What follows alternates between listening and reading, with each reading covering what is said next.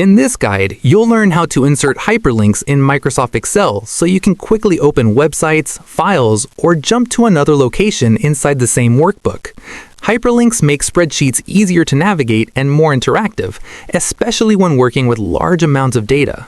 To create a hyperlink to an existing file or web page, start by selecting the cell where you want the link to appear.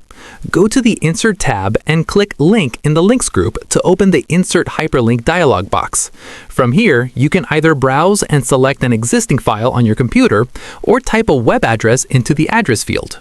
You can also edit the text to display so the link shows a clean, readable label instead of a long URL. After clicking OK, the hyperlink becomes active and can be opened with a single click.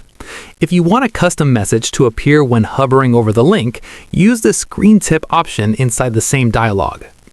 Excel also allows you to link to a specific place within the current workbook.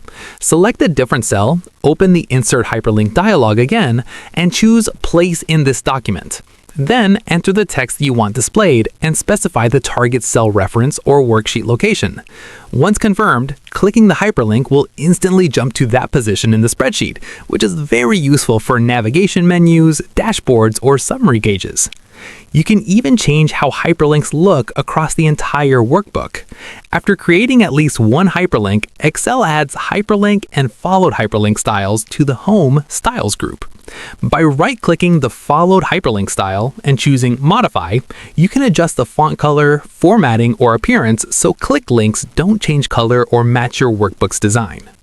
Using hyperlinks in Excel is a simple way to connect files, websites, and worksheet locations, helping you build cleaner, faster, and more professional spreadsheets.